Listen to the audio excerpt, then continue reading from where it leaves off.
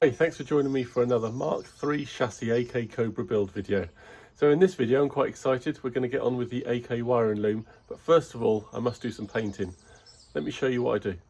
Alright then, so as you can see from this rear wheel arch, there's different finishes depending on how the body came out of its mould.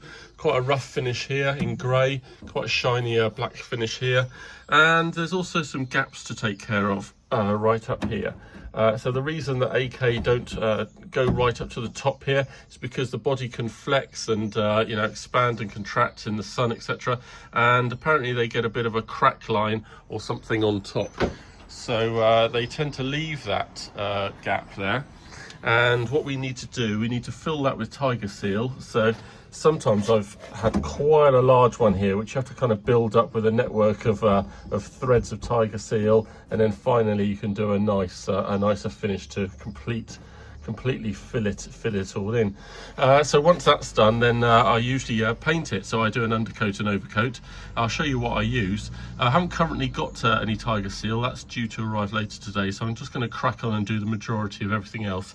And you can see that I'm going to come over here and do all of this. And the main reason for that is, this is all quite rough. I don't want the stuff thrown up from the tyres sticking to it unnecessarily, and I think it's better to have a nice finish there. So let me show you. Okay, so nothing better than using marine paint, I reckon. Anything that can put up with salt water I think is the way forward. So I use an undercoat first, a primer, just this grey one, and because I think it's good to have that lighter colour so it doesn't impact maybe the colour of the paint that you put on top. So this was my previous one from last year with a product code there. I couldn't exactly find it, but I just went for what it recommended at Black Country Paints, what it recommended to use underneath this paint. So I use a semi-gloss black, so I was able to find the same one this year. Semi-gloss black because I reckon black is going to give a nicer finish of the wheel arches. They're not going to stand out, and because it's semi-gloss, I'm hoping things just drip off and it sort of self-cleans a little bit. So that's what I'm going to do. Now that is going to be about as exciting as watching paint dry, so I'm just going to crack on. You can see the front wheel arch here. I'll be just colouring this all, painting this all grey, and then it's got about 4 hour drying time I think, and then I'll be going over in black and seeing how I get on, and I think that'll give a better uniform finish.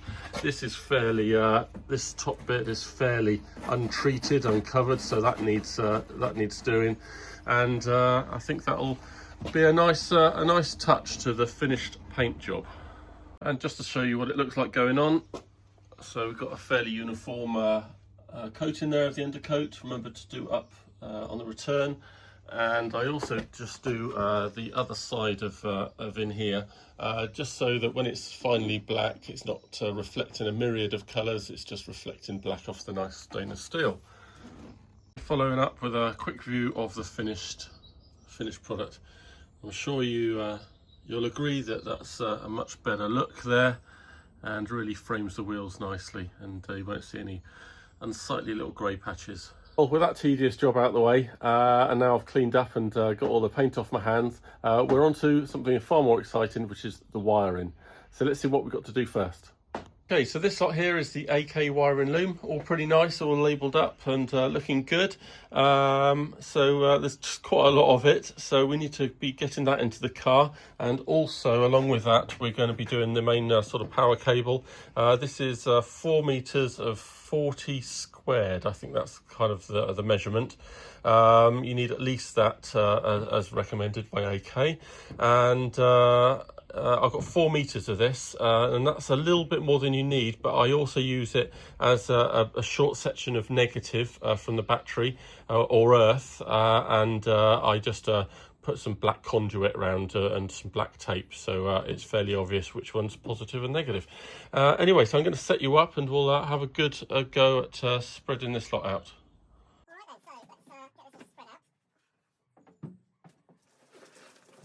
Right,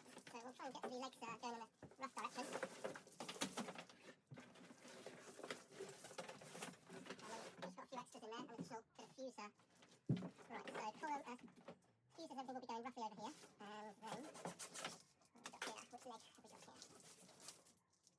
Right, so what have we got? Leg 4 is near side, so that's going to be heading off down there. And then leg 1, engine loom.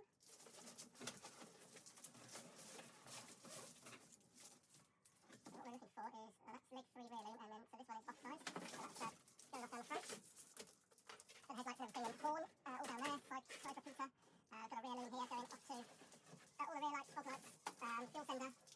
That's all fine.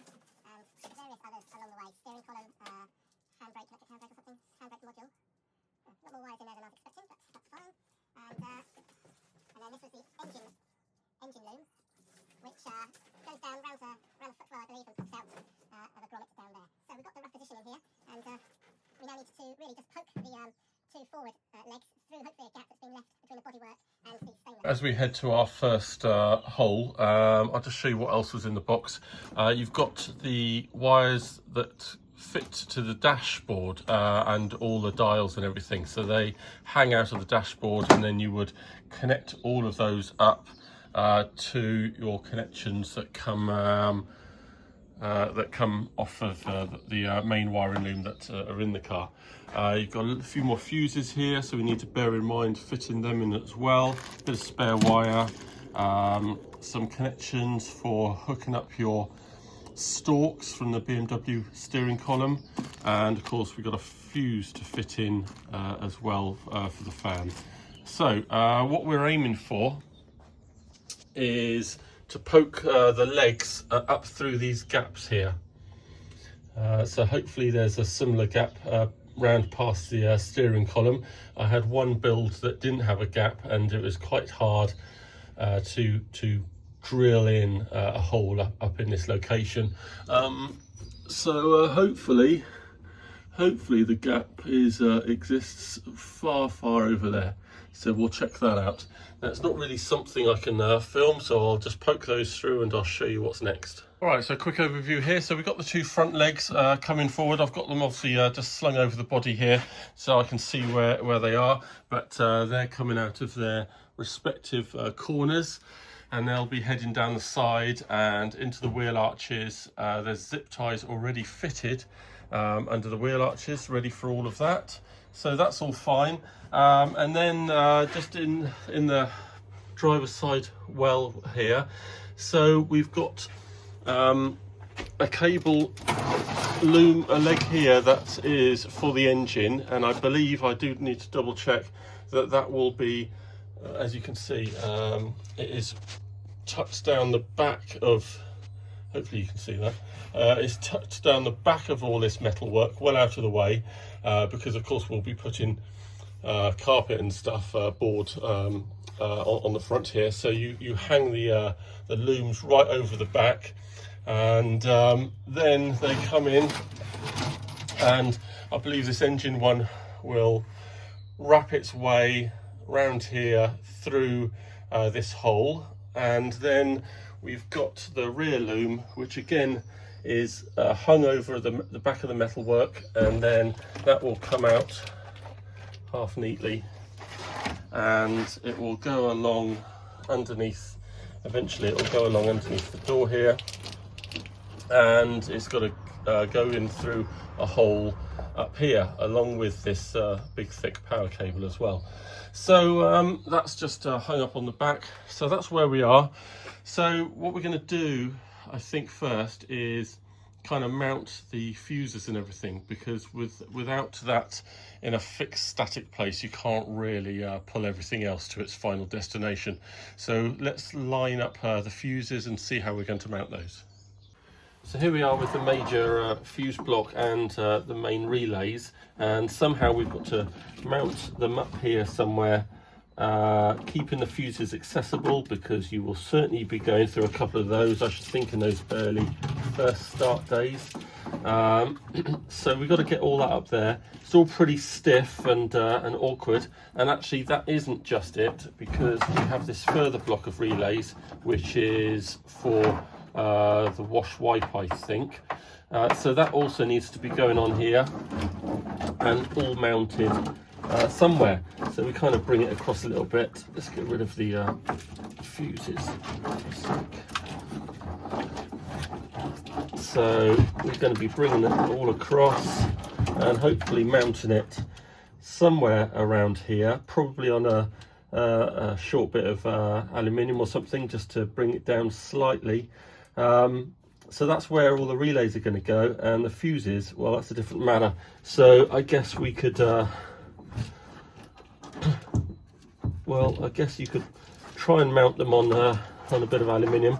Be nice if they had a little bit more slack perhaps, and that you could bring it down underneath and poke it through a hole in the aluminium plate perhaps. So what we're going to do, which is what I've done on 3 out of the 4 previous cars I've done, I'm actually going to cut a hole in this wall up here and poke the fuses through, hopefully, if I can get enough bend on them, into the engine bay. And I've got to say, it looks really smart. They're eminently more accessible coming from the engine bay. You just have to open up the boot and there they are. So we're going to try and do that. And the reason I haven't done it on all the cars is one of them had a stainless steel cladding. So I'm not sure if I can make a good enough job to cut through and make a neat little square and mount it in there. But we're going to give it a shot.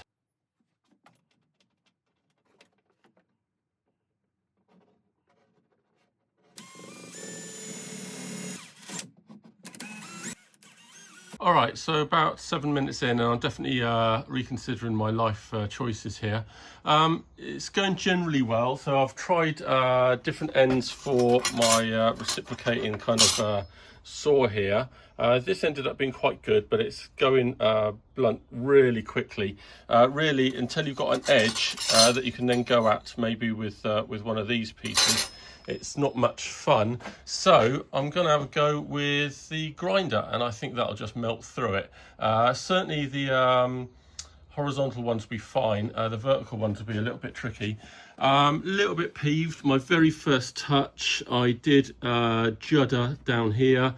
It's going to be mostly hidden because the fuse box sticks out, but you know, full disclosure, I hadn't braced myself properly at all, and that was literally my first touch. So if you're going to attempt this, beware. So I'm going to have a go at this grinder now, and I've got a feeling that this should just, well, obviously it's just going to melt straight in, no problem at all. Luckily the disc on here is now worn and quite small, so it's ideal for this.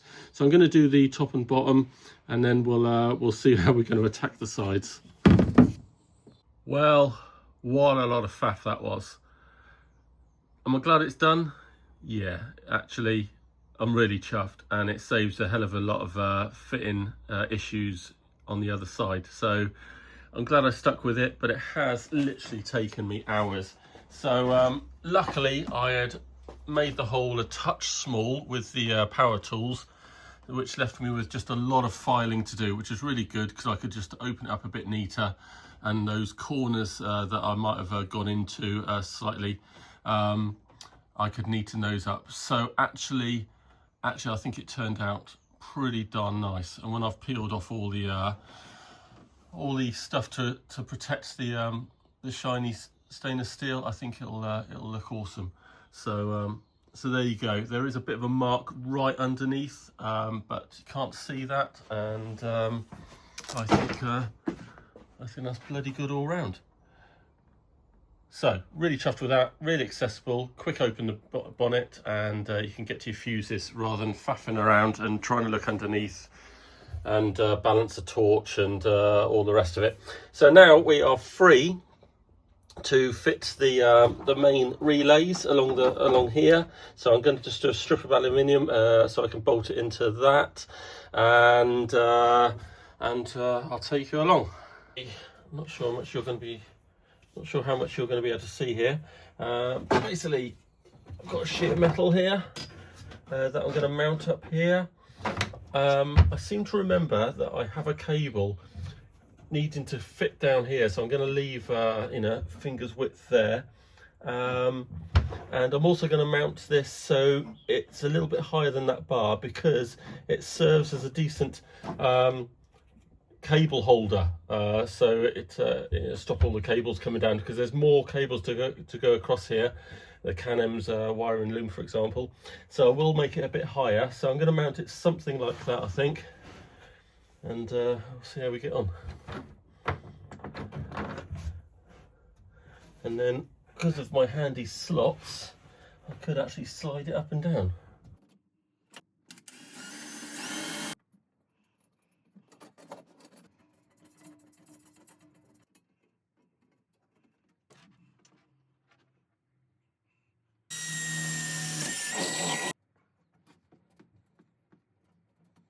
Well, there we have it. Good day's work there. So you can see the back end of my fuse box mounted up here, which means I don't have to try and find somewhere to mount it down here to make it accessible, be able to take fuses in and out. It was a faff. It's a lot easier when it's just a fiberglass. If you've got the stainless steel, I would probably think again if you haven't got all the tools and a steady hand, but luckily mine turned out all right. And then we got the main mount in here for all the relays, so that's all looking good. I put another bolt through the middle there just to make sure it's all supported and it won't sort of bow out, so that's all good. Got a nice return up here for any cables going across. There is one downside of me putting the stalk relays on this side and not this side. That means I'm a little bit short, so this end here is meant to plug in to this end of the main loom. It's about I've got about 10 inches gap here, but not a problem. You can get these connectors like I have done on a previous build. You can get these connectors. I'm just going to hook up an end with 5 wires and make that jump to the loom there. So that's not a problem at all. That'll just run across there nicely. You've got all the dash connects in their correct place, which will be just here.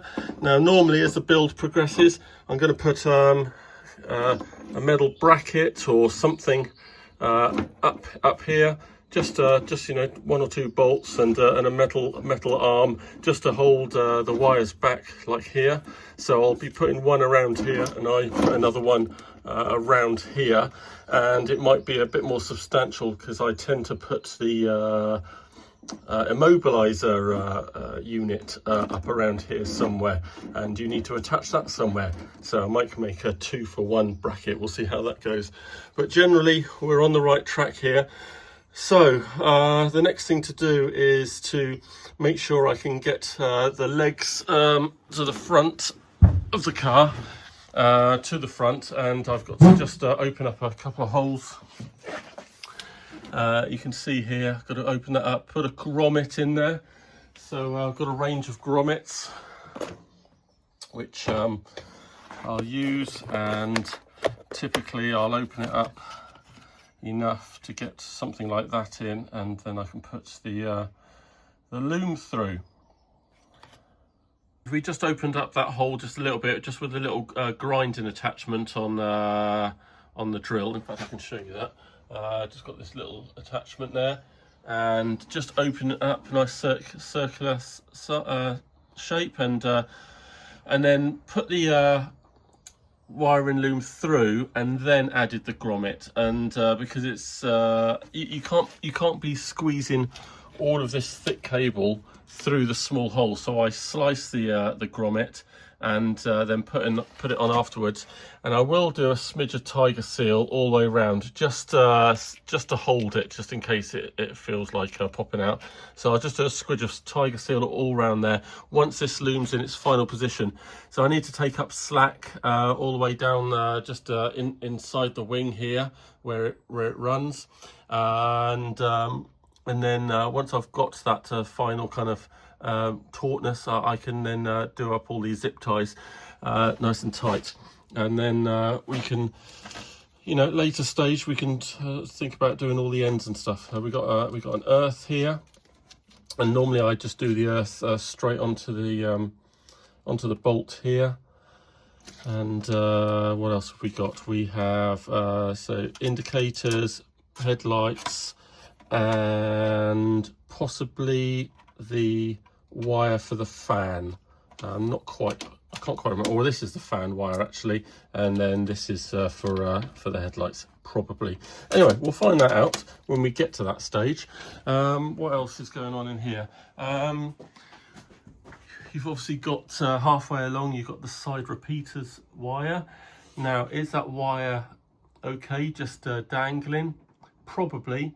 I have in the past put up a right angle drill and put in a P-clip just in there, but that might be overkill. So we'll just see how that looks when we get to it.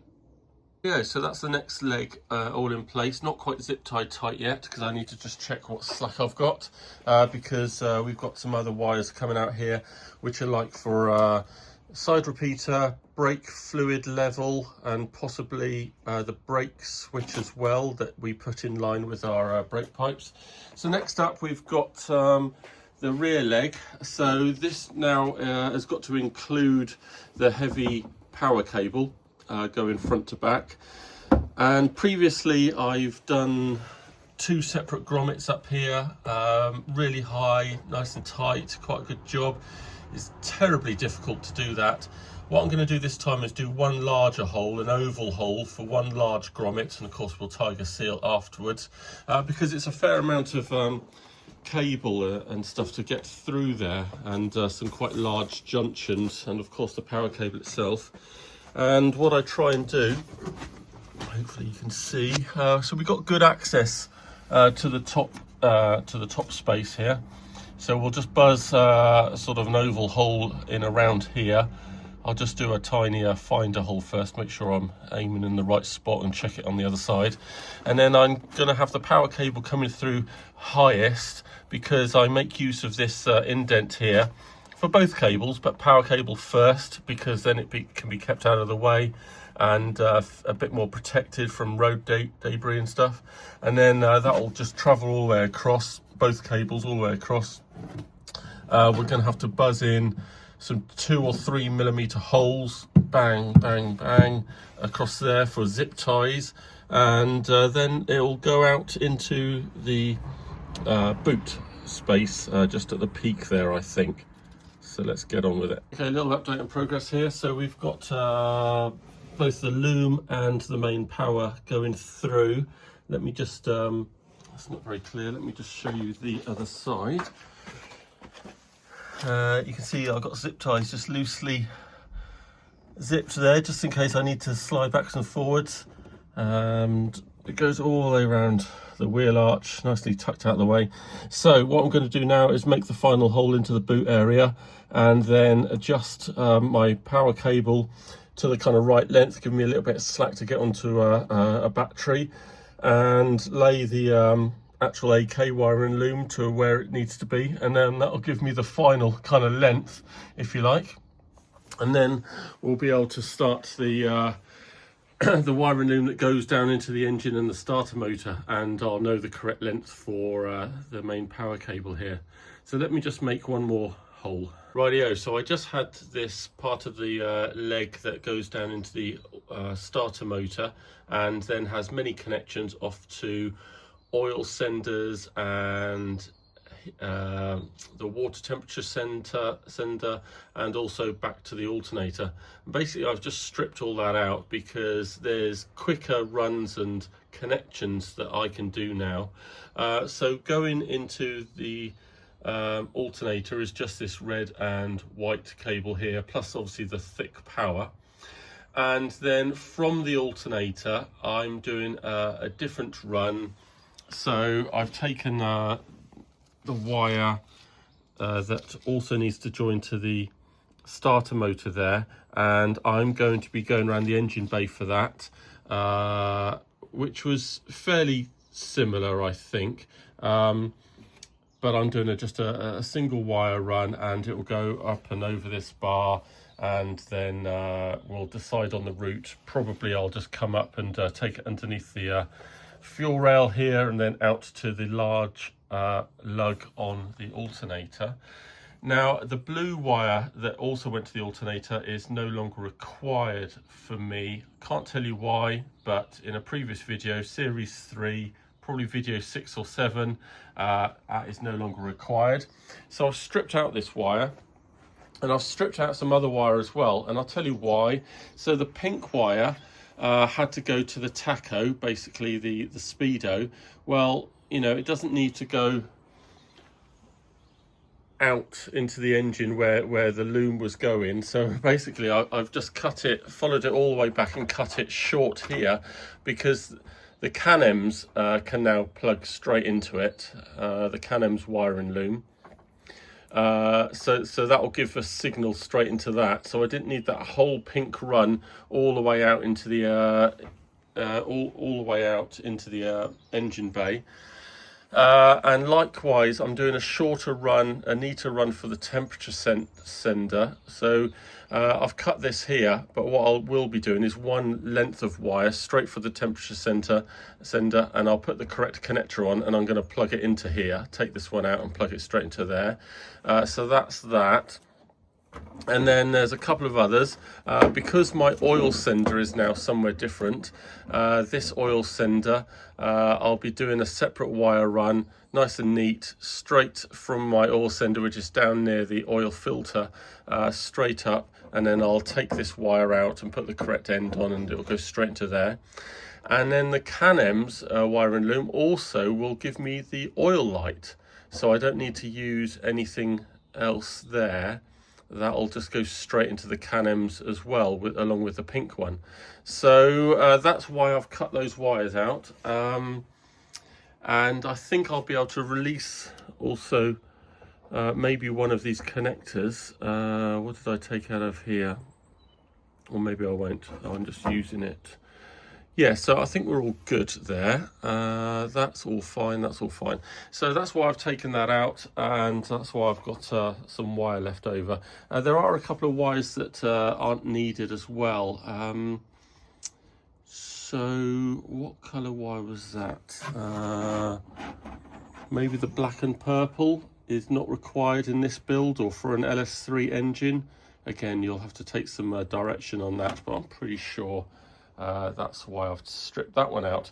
And I could have left it in there and just cut it short, etc. But I thought, why not just take it all the way out, and it's some good spare wire to use. So with all that sorted out, I'm now going to put some ends onto some nice ring terminal ends onto these wires, so that they can go onto the starter motor, along with the major big power cable as well. And that will give me my proper lengths, and then I can start laying it all nice and neatly, zip tying it up behind here perhaps, and I'll have my proper leg lengths to work with. Alright, so we're all buttoned up here with the main power cable and cable to the starter motor and the exciter. So that's all nice, and that's obviously denoted my length of power cable there. So that goes all the way underneath the door return, and then up here, and then of course we've got it all buttoned in nicely across here. We've got 2 grommets in there. That's for the boot number plate light, and also the fuel sender gauge thing that's in the fuel tank. So that's all there, all nicely around there. So I can cut that power cable off for now to the right length to go to the battery, and use the excess for the negative. So that's that. And then of course all the way back here, all right, so into the starter motor there, we've got the main power and a big thick cable from the AK loom. Sorry, it's not there we go. And the exciter cable all terminated, and then we've got another cable, thick red, going off there underneath the yellow zip tie, as you can see. I was pulled up with an advisory: you need to cap the end of the starter terminal there. So I've just put a cap on there, nice and tight. So this thick cable that goes now zip tied, goes all the way underneath this bar here, comes out here. That's off to the alternator. So I think I'm going to go along this fuel rail, keep it tucked out the way, I think, and then it goes round, and it'll terminate on that large stud there. My other route is to go underneath the black bar here, but I want to maybe keep it away from the heat of the exhaust and stuff. So we'll just see how that goes. but we can obviously think about that. What else are we doing here? Just to point out these new fuel pressure regulators here. They got an extra outlet, so I have just ordered a bung, a blank here. Of course, you could use this extra one for a nice pressure gauge, so that might look good in your engine bay. And just a point here, so I have cut out a lot of cabling, as you can see, and that's just because I didn't need it going backwards and forwards, because the fact is that the Can-Ems now provides signals for the tacho, so I didn't need that pink cable going all the way to the engine bay and back again. That is going to join to the Can-Ems wiring loom, alongside the oil light, dash light as well. That will also go to the to the Can-Ems, and then I'm doing a different route for my water temperature, so that will just go through a hole with the Can-Ems loom straight through the dash, straight into my water temperature sender, rather than having to think of some other route up here near any heat, because obviously it'd be otherwise it'd be coming out of this large bung here and then coming up to this terminal here. But instead I'm going to go straight from here straight out, so I think that's a neater route.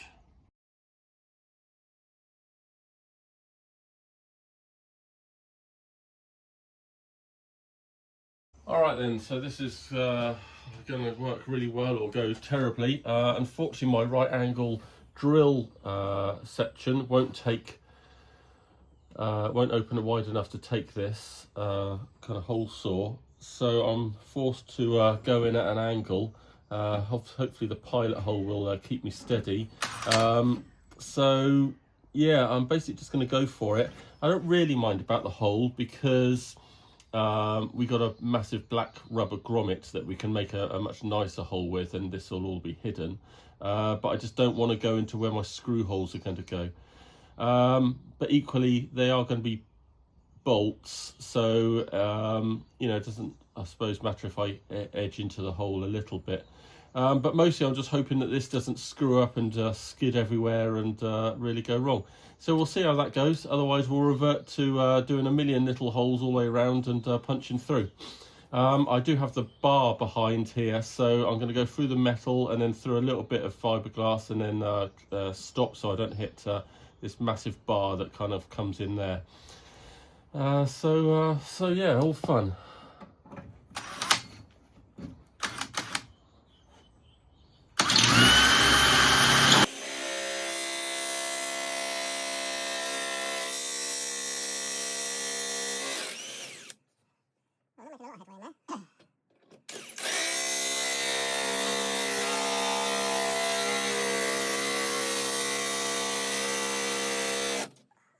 So as you can see, that hole saw didn't even touch the sides. Honestly, it was not digging in at all and starting an edge.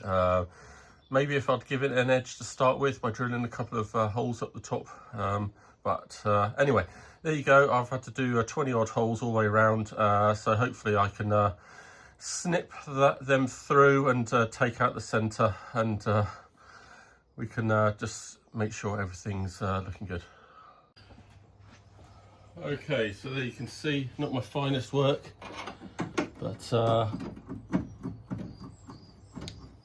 we are done there. So I just need to punch through the fiberglass as well, file off this hole. Good job. Well, there we go. So to join up all the holes, I used one of my little grinder attachments with a thin point, and actually it practically smoothed itself out as I was joining each of the little drill holes. So I whipped that out and went all the way through, tidied it all up. I've got no burrs on here, it's all smooth, especially on the inside, nice and rounded. Not that any cables are going to be touching it, because the hole inside the grommet is going to be a lot smaller. I've drilled and tapped all of these. However, if they don't take in the fiberglass, then you know, obviously I'll just be able to stick a nut on the back side. So that's kind of it for the for this. So we need to now go and get the Can-Ems loom and see what size that main cable is, so I can cut a hole in the rubber grommet and fit it. Right, so you can see the Can-Em's loom cord up behind me, but that's going to have to wait until the next video, I'm afraid, because I'm pretty done in. So please remember to like and subscribe. If you have any interest in the car, then contact me through my website, rusthowell.com, which has got some other documents and pictures, etc. from my previous builds. And yeah, we'll do the Can-Em's loom next time and hopefully get onto other wiring such as the BMW stalks, etc. I'll see you again.